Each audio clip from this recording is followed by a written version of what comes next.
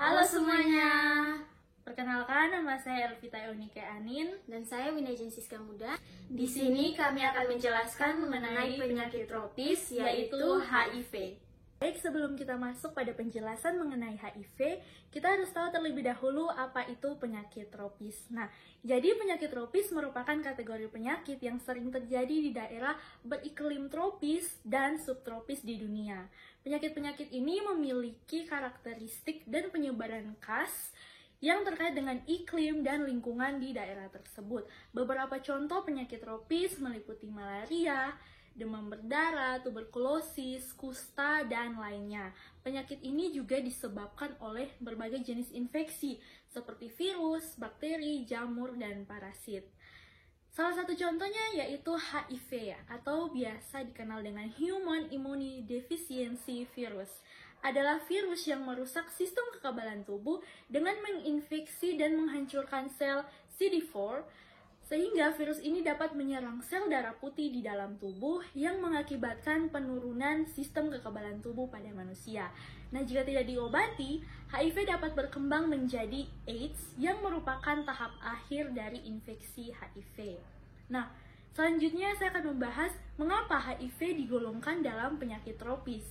HIV digolongkan dalam penyakit tropis karena penyakit ini tersebar luas di seluruh dunia dan HIV merupakan salah satu penyakit yang paling serius yang menyerang individu. Dari data yang sudah dikumpulkan di Indonesia, HIV telah menjadi masalah publik yang signifikan dengan populasi HIV sekitar 0,3% dengan ekuivalen lebih dari 800.000 individu. Pada 2021, sekitar 25% dari 19.000 anak yang hidup dengan HIV menerima terapi antiretroviral dan sekitar 2.400 anak telah meninggal karena penyakit HIV ini. Selanjutnya yaitu data terkait HIV di NTT sendiri. Pada Februari 2024 terdapat laporan yang menyebutkan bahwa ratusan ibu rumah tangga atau IRT di NTT terinfeksi HIV. Ini artinya adanya masalah serius dalam penyebaran virus HIV ini. Untuk di NTT sendiri ditemukan lebih dari 6.000 kasus HIV. Adapun estimasi dari Kementerian Kesehatan, kasus di NTT sekitar 11.000 kasus tersebar di 22 kabupaten dan kota. Kota Kupang merupakan kasus terbanyak sebesar 1.300 kasus, menyusul Sika lebih dari 1.050 kasus, kemudian Kabupaten Belu yaitu 750 kasus. Untuk kasus di Kabupaten Saburai Jua terdapat 32 kasus HIV. Untuk gejala HIV sendiri, gejala HIV ini bervariasi dari individu ke individu lainnya, namun beberapa gejala spesifik yang dapat ditemukan itu meliputi demam, sakit kepala, kelelahan, radang tenggorokan, hilang nafsu makan, nyeri otot, ruam, dan pembengkakan pada kelenjar getah bening di leher, ketiak, atau pangkal paha. Nah, di tahap awal infeksi HIV ini, gejala mungkin tidak terdeteksi, tetapi jika tidak segera dilakukan pengobatan, gejala ini dapat berlanjut menjadi AIDS. Sehingga penting untuk diingat bahwa tidak semua orang yang terinfeksi HIV akan mengalami gejala pada tahap awal, karena infeksi HIV dapat berkembang melalui beberapa tahap, termasuk fase akut, fase laten, dan fase AIDS. Selanjutnya, tadi kan sudah dibahas tentang apa itu penyakit tropis, kemudian ada pengenalan tentang HIV, kemudian ada gejala dan datanya. Selanjutnya yang akan kita bahas di sini adalah terkait rantai infeksi atau rantai penularan dari HIV/AIDS itu sendiri. Nah, rantai penularan di sini memerlukan beberapa hal penting.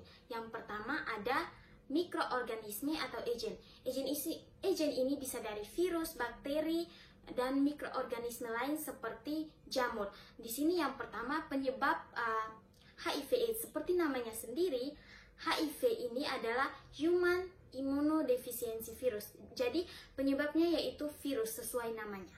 Selanjutnya yang kedua adalah reservoir atau source-nya, yaitu di mana tempat tinggal si HIV ini di tubuh host. HIV ini bisa hidup pada manusia di cairan tubuh seperti darah, air susu, kemudian pada cairan organ reproduksi, misalnya pada laki-laki itu di cairan semen, kemudian pada perempuan itu di cairan vagina.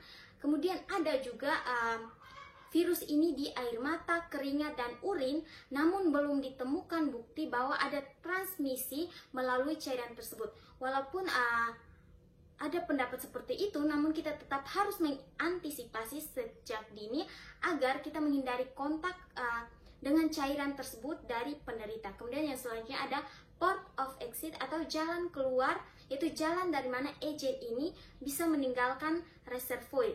HIV/AIDS ini bisa keluar melalui saluran kelamin atau cairan kelamin seperti yang sudah dijelaskan sebelumnya, yaitu cairan semen, cairan vagina, kemudian bisa juga dari kulit, kemudian ada dari mata atau air mata, darah, dan transplasenta. Selanjutnya ada mean of transmission, yaitu bagaimana sih media atau cara penularan dari HIV ini.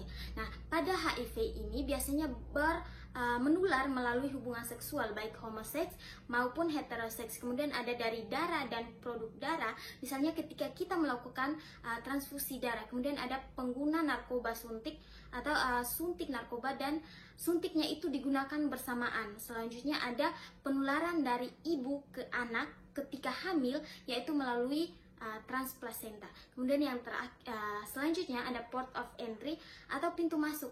Nah, pintu masuk dari HIV ini sendiri seperti pintu keluarnya, yaitu melalui saluran kelamin, bisa melalui mulut, bisa melalui peredaran darah, yaitu transfusi darah dan juga jarum suntik. Kemudian susceptible host atau host yang rentan, yaitu dari jenis kelamin. Semua jenis kelamin itu beresiko, baik perempuan maupun laki-laki. Namun pada perempuan ini lebih beresiko karena organ reproduksinya perempuan sangat baik untuk pertumbuhan HIV. Kemudian ada gaya hidup yang suka bergonta-ganti pasangan. Kemudian ada pekerjaan yang jauh atau ada tugas luar yang jauh dari pasangan. Kemudian ada ekonomi, misalnya ekonomi yang rendah sehingga pekerjaannya yaitu sebagai pekerja seks komersial. Kemudian ada sosial budaya yang membolehkan orang untuk memiliki istri lebih dari satu. Kemudian bisa juga ada tingkat pengetahuan yang rendah terkait hubungan seksual yang aman dan sehat. Kemudian ada pengetahuan yang rendah terkait penggunaan kontrasepsi atau kondom, dan pengetahuan yang rendah terkait cara penularan dari HIV itu sendiri. Yang terakhir itu adalah tato. Jadi orang yang memiliki tato atau sering melakukan tato itu memiliki resiko tinggi terkena HIV. Selanjutnya kita akan membahas terkait apa sih hubungan antara globalisasi dengan penyakit HIV. Nah, dari letak geografis Indonesia sendiri, Indonesia ini sangat strategis sehingga dari bidang pariwisata maupun perdagangan sangat memudahkan antara transaksi obat-obat terlarang, misalnya narkoba, kemudian adanya wisatawan asing. Sering terjadi banyak sekali wisatawan asing di Indonesia yang mungkin saja mengidap penyakit yang beresiko menularkan ke warga setempat atau lebih tepatnya ke PSK. Kemudian ada migrasi penduduk ke desa, dari desa ke kota yang atau internasional karena alasan pekerjaan atau ekonomi yang kemudian kembali lagi ke desa dengan membawa penyakit HIV/AIDS.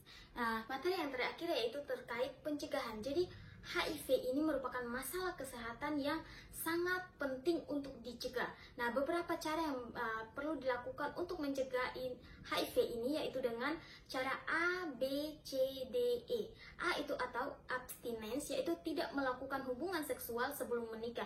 Kemudian B yaitu be faithful, yaitu tidak bergonta-ganti pasangan dan setia kepada pasangan. Kemudian ada C yaitu kondom, yaitu penggunaan alat pengaman ketika melakukan hubungan seksual sehingga tercipta hubungan seksual yang aman dan sehat. Kemudian D yaitu drug no atau tidak menggunakan narkoba. Selanjutnya ada E yaitu edukasi, yaitu edukasi atau pemberian informasi yang benar tentang HIV, cara penularan, pencegahan, serta pengobatannya. Cara lain yang bisa dilakukan yaitu periksa darah sebelum ditransfusikan atau didonorkan ke orang lain agar darah yang diberikan itu benar-benar terbebas dari HIV. Kemudian ada penggunaan APD atau paling dasarnya itu sarung tangan bagi nakes ketika menangani pasien HIV. Sekian pemaparan materi dari kami, semoga bermanfaat. Salam sehat.